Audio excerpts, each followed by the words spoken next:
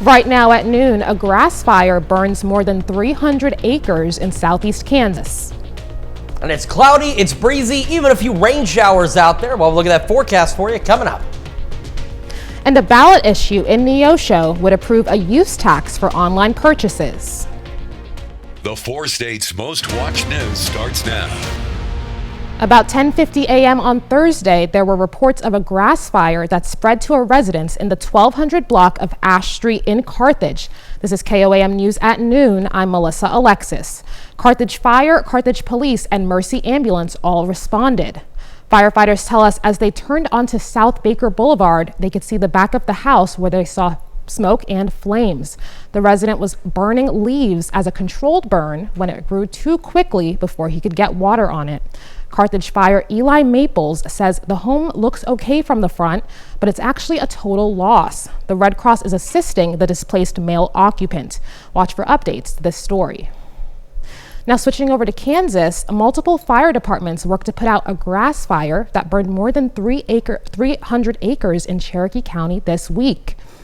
Now let's check in with Chris Warner for a look at the forecast. Yeah, we've got those cloudy skies. It is breezy, and we have some rain showers, which we'll talk about in just a second here. Downtown Pittsburgh, cloudy. You can see the camera shaking, quite windy out there. MoDOT camera 20th and range line. If you look close enough, the roadways are just a wee bit on the damp side. In fact, if you look close enough, you'll see the rain itself because we have those little showers we talked about this morning, and yeah, there they are.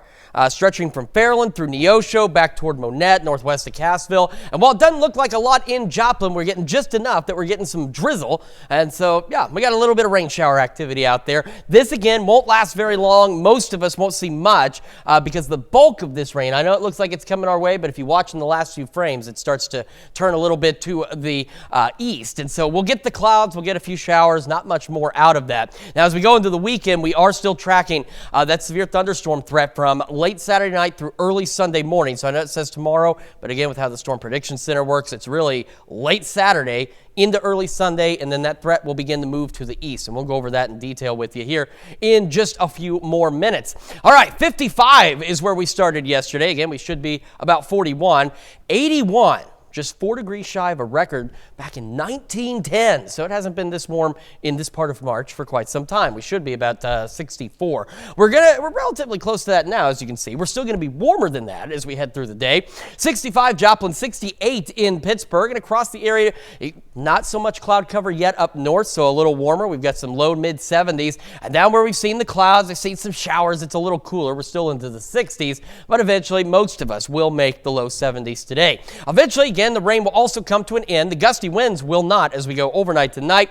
Mostly cloudy skies out there, down to about 65 by 11 o'clock tonight. Again, tonight, most of tomorrow, not that bad. Then we've got that severe threat. We're going to break down those details and what we're watching as we head into next week here in just a few more minutes. Melissa? Chris, the Red Cross is helping the people displaced by a fire that destroyed one home and damaged 2 others in Webb City yesterday. The fire began at a home in Rowan and Austin around 1 a.m.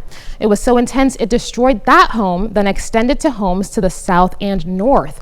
Firefighters from Webb City, Carl Junction, and Joplin and Oronogo all responded.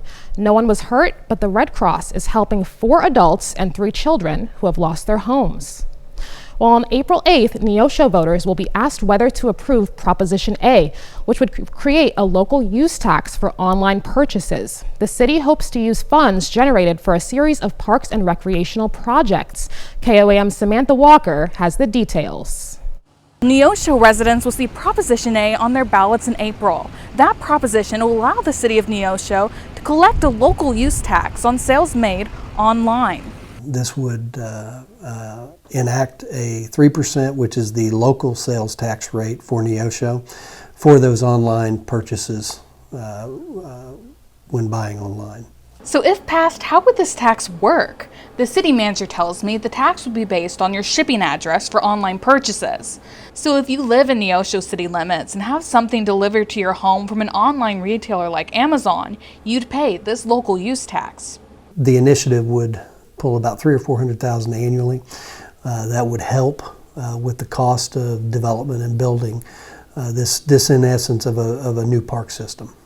If approved, city staff say funds generated from the local use tax will go towards several parks and recreation projects in the city.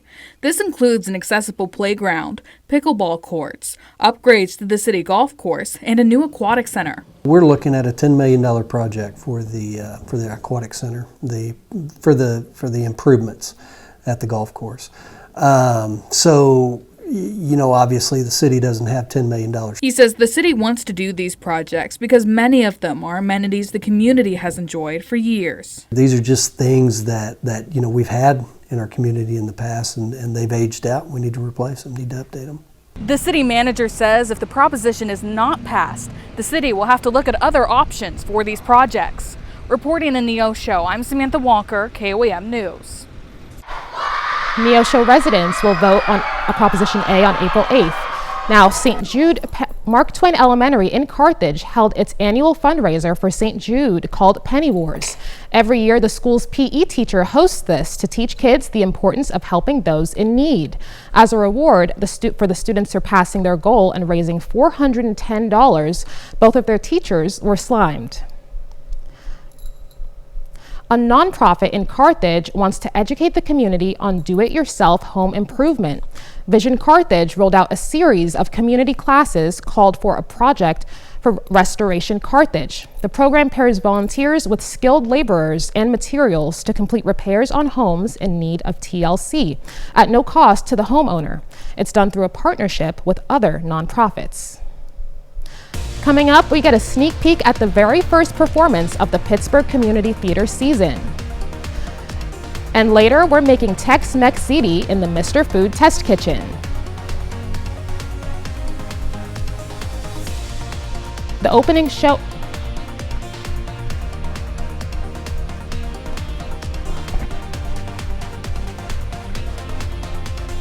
The opening show of Pittsburgh Community Theater's 2025 season begins this weekend, and it showcases a familiar face. KOAM's very own Anthony Saviello gives us a look into the rehearsals leading up to the opening night. The stage is set and the actors are in their places. A group mixed with those who have been around for years. I'm actually surprised I can still memorize this much dialogue. Really, I mean, it's a challenge. You know, when I was young, I could memorize like that. Give me that. And those who are new to the scene. The combination of actors who have been with the theater for years and years, very seasoned actors, getting to work and interact with the younger, newer members. And, you know, it's just been lovely. Written by Ken Ludwig, Lend Me a Tenor is a comedy about a night at the opera gone wrong. Faith Paoni, the show's director, says it's a show that will make you laugh. I keep laughing every single time I watch the show. I'm snickering all the way through. I'm amazed that after 2 months, the comedic timing is still there. You know, the funny stuff is still there, and it just hasn't gotten stale, and I think that's amazing. One memory exclusive to those in the show is working with those they call friends. And I am thrilled to be on stage with some of the people that I've worked with in the past here with the Pittsburgh Community Theater, and thrilled to share the stage with them because they're all so good. I think the biggest challenge is directing friends and, you know, people you really like, and so you don't want to be mean, you don't want to be too strict, you want them to like you, and also everybody's a really good actor, the newcomers and the old timers, and everybody has an opinion and everybody knows how they do it, so that's been a challenge to keep that balance. So if you're looking for laughs and a lot of opening and closing doors, just come to Memorial Auditorium March 28th, 29th, and 30th for Lend Me a Tenor. You'll see me, KOAM's very own Anthony Saviello, and you'll have a belly full of laughs. In Pittsburgh, Anthony Saviello, KOAM News. For more information on how you can get your tickets, go to our website. That's KOAMnewsnow.com. Still to come on KOAM News at noon, Mr. Food. If you're a family that can't decide between Italian or Mexican food for dinner, no worries. Serve them both. It'll all make sense. And we are tracking the possibility of severe thunderstorms as we head into the weekend, the latest when we come back. Welcome back to the KOAM News at noon. So it's a little cloudier than what we were thinking, but that's all right. It's still windy, and some of us are seeing a few showers. Let's take a look at the cloudy skies and the wind with that camera in downtown Pittsburgh. Every so often, you'll see that camera rattle back and forth. It's because, well, it's windy, and that's what it does when it's breezy. All right, Skywatch Storm Tracker. Again, a few isolated showers, some drizzle out there. There's really not much. The bulk of the activity is actually to our south, and that is roughly where it's going to stay. Because if you watch, yeah, it was lifting north. Now it's beginning to turn a little more easterly, but a few showers, as we mentioned this morning. This zone, for the most part, right along this zone and points south, they'll be done by about 5 o'clock or so. It's this weekend that we're really talking about. We have an interesting thing. So if you weren't with us this morning, weren't with us yesterday, the way the Storm Prediction Center works is their days carry over about an hour or two into the next calendar day.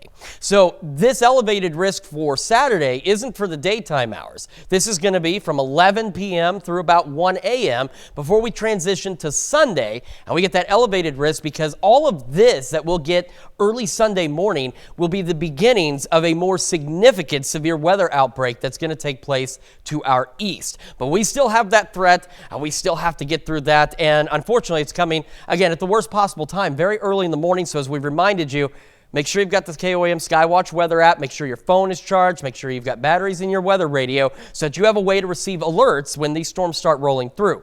The rest of today, again, there's those showers, and eventually by about 5 o'clock or so, they go away, and we're left with those mostly cloudy skies. Then we head into our Saturday. Skies will actually cloud up in the first half of the day. Then they start to clear out as we head into the afternoon. And with that, the gusty south winds and temperatures upper 70s, low 80s, we are pulling in the moisture. We are pulling in the energy so that we have the fuel for these storms. And we've known about this event for several days. And of course, now that we're about here, we've got the finer details. Around 8 o'clock or so, Saturday evening, just off to our northwest, showers and thunderstorms will begin to develop. They're expected to be in an environment that will be favorable for them to intensify rather rapidly. So by the time we get to about 11 o'clock midnight, here we've got that line of storms entering our far western counties. So around Burlington, Eureka, Howard, and Sedan. That's about midnight.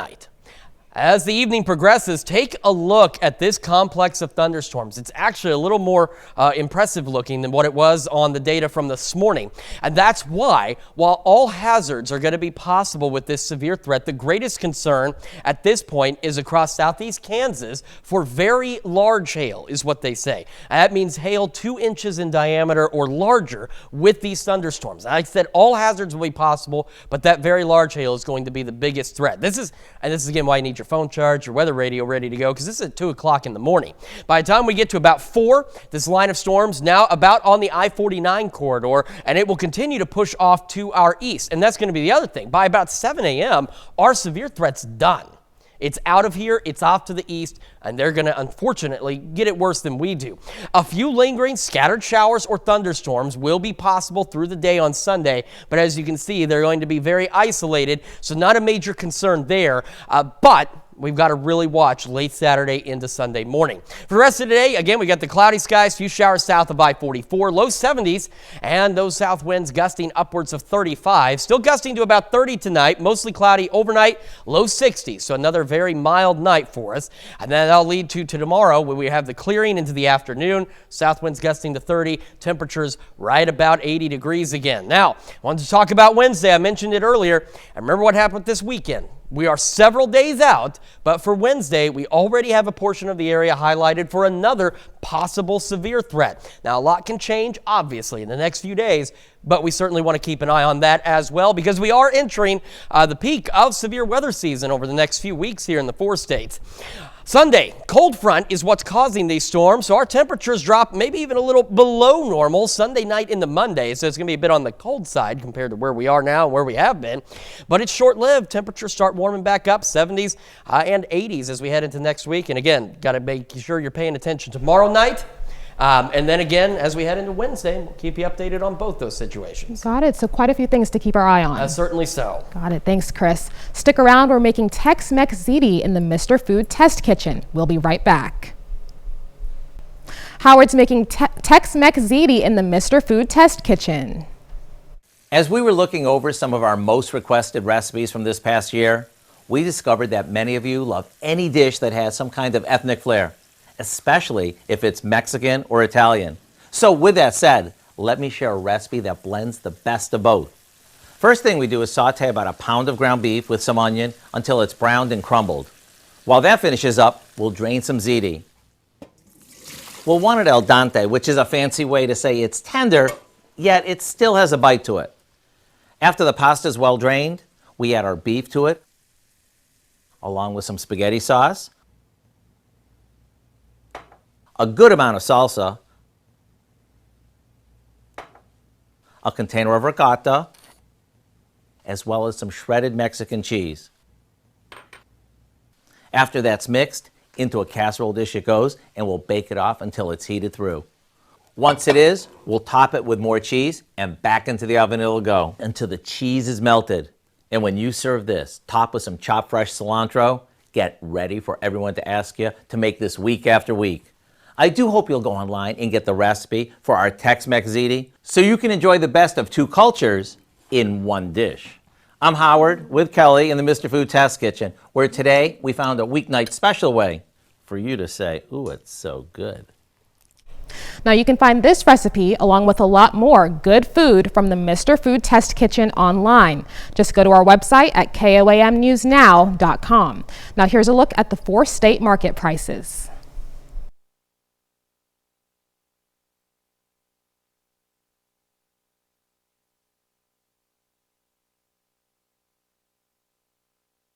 How's that? Is that better? Yeah. Every so often I forget to turn this thing back on. Okay, so not bad today. Doing all right for most of tomorrow. And then again, after about 11 o'clock Saturday night, we have that threat for strong to severe thunderstorms. So again, get the KOAM Skywatch weather app and make sure your weather radio is ready to go just in case. Definitely. Well, thank you, Chris. Coming up tonight at 5, it's National Sleep Month, and some of us may not be getting enough rest. More than a third of Americans have turned to apps to track their sleep. We'll have the details on if they help. Plus, a Missouri bill that could impact utility costs is waiting the governor's signature. And a Joplin Summit will explore cutting-edge healthcare technologies shaping the industry's future. Join us for those stories and more on KOAM News at 5. And we have an awesome group visiting with us today. That's the news for now. Thank you for joining us on KOAM News at noon. Have a great rest of your day.